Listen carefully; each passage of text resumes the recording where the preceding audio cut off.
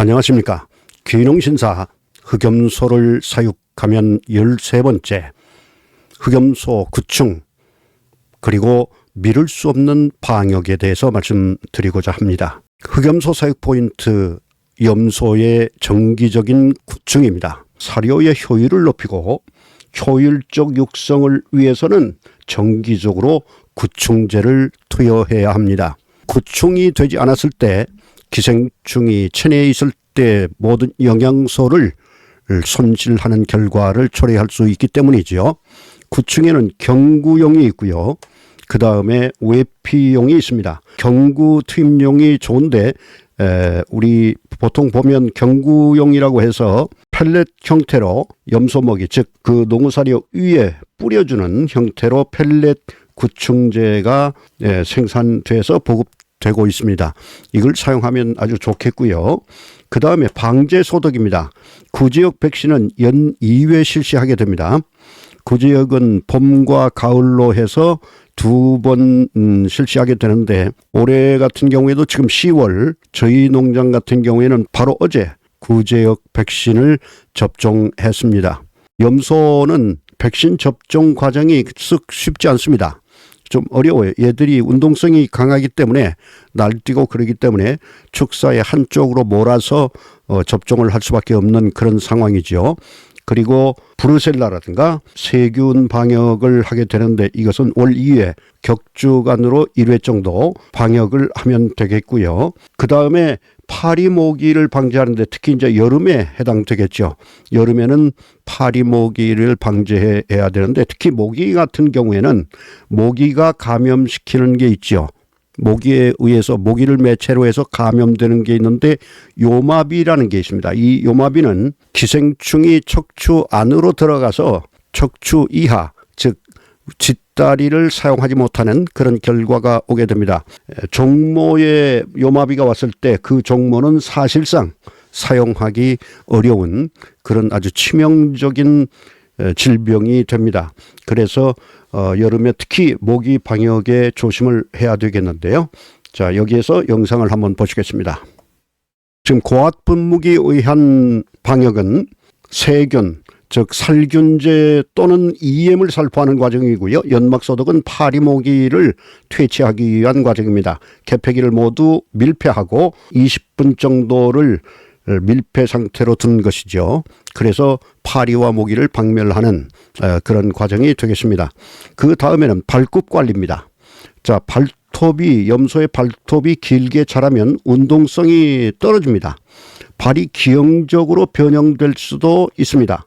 발굽에 질병이 발생할 가능성도 있습니다.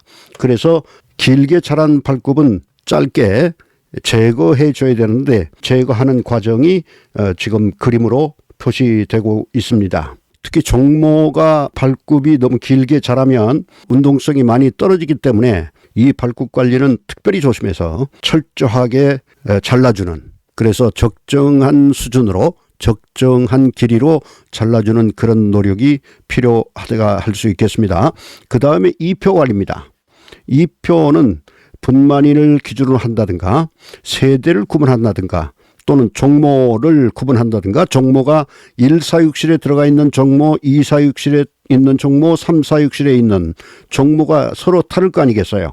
그래서 만약에 종모를 1사육실에서 분리한다 하더라도 나중에 다시 집어넣을 때는 반드시 1사육실로 들어가야 되고 이 종모가 다른 사육실로 들어가게 되면 근친이 가능하기 때문에 결국은 반드시 이 종모는 1사육실의 종모다 혹은 2사육실의 종모다 3사육실의 종모다 하는 것으로 이렇게 구분을 해서 이 표를 붙여준다는 얘기였습니다. 또 무리를 구분하기도 합니다. 그래서 이 표는 색깔이 청색이라든가 혹은 노란색이라든가 이런 여러 가지 색깔로 구분이 되는데 주황색이라든가 여러 가지로 나오는데 이 표를 구매해서 이 표를 이렇게 부착을 해주면 그 부착된 이 표에 의해서 구분이 되고 분만 날짜별로 또는 세대별로 또는 종모별로 무리별로 이렇게 구분이 되는 이런 과정이 되겠습니다. 그 다음에 흑염소 거세 작업에 대해서 말씀드리도록 하겠습니다. 중성화 즉 거세 작업은 언제 하느냐? 조기거세인 경우에는 생후 2개월 혹은 3개월 경우에 하게 됩니다. 3개월이라고 하면 모축으로부터 분리하는 과정인데 이 모축으로부터 분리하는 과정에서 바로 거세를 해주는 거죠. 그런데 성축거세도 있습니다. 개체 중량이 45kg 내지 50kg 정도 됐을 때 이때에 거세를 하는 것이겠습니다. 이를 성축거세라고 하는데요. 그러면 조기거세와 성축거세가 다른 점이 무엇이냐?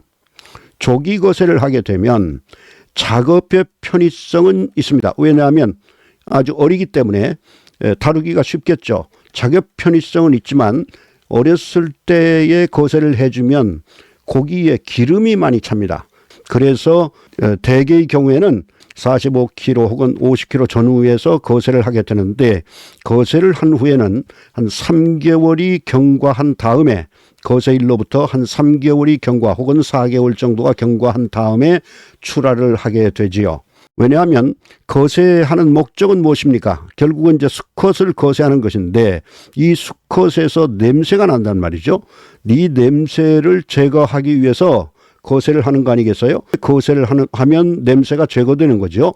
이 냄새를 제거하기 위해서 하는 것이기 때문에 그러면 거세하고 바로 냄새가 없어지느냐 하면 그게 아니라 한 3, 4개월 정도 경과해야 냄새가 제거되는 것이기 때문에 거세를 하게 되면 거세일로부터 3개월 혹은 4개월 후에 출하를 하는, 그래서 소비자가 익숙치 않은 냄새가 없이 맛있게 취식할 수 있도록 이렇게 하는 것이죠.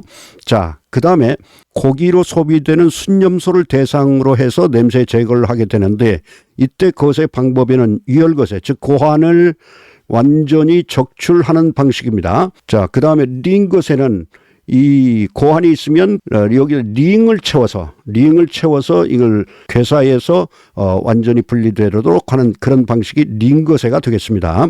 그 다음에 압착거세는 정관이 2개가 있는데 이 정관 2개를 기구로 압착을 20초 내지 25초 정도 세게 눌러줘서 이 정관이 끊기도록 하는 것이죠. 그런데 여기에는 실패하는 확률도 꽤 높은 것으로 나타나고 있습니다. 그래서 이제 대개는 유혈거세 혹은 링거세 2가지 중에서 한 가지를 택일해서 하게 되는데 이때 가장 염소가 스트레스를 받지 않고 하는 방법은 유혈거세가 되겠습니다. 링거세는 스트레스가 많습니다. 그런데 링거세는 작업 편의성이 상대적으로 유혈거세에 비해서 좀 좋다 이렇게 말씀드릴 수 있죠. 작업 편의성이 있어서 링거세를 많이 하기도 하는 것입니다. 자, 그 다음에 그러면 지금 말씀드린 것처럼 유혈거세는 고환을 적출하는 방식이고 링거세는 고환에 링을 채워서 고사시키는 방식이고 압착거세의 경우는 기구를 이용해서 정관에 25초 혹은 30초 정도 눌러줘서 꽉 압력을 주어서 절단되도록, 정관이 절단되도록 하는 방식이었습니다. 지금 여기서 보시는 그림은 염소용 링이 시판되고 있죠.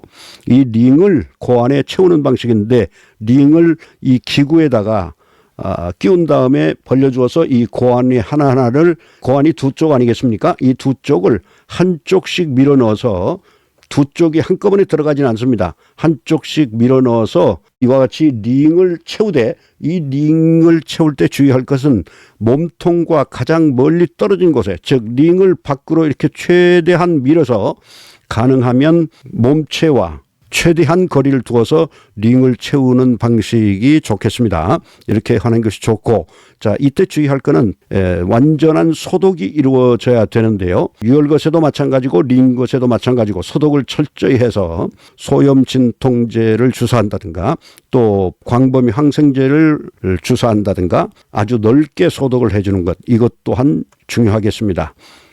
자, 오늘은 여기까지 하고 마치겠습니다. 수고하셨습니다.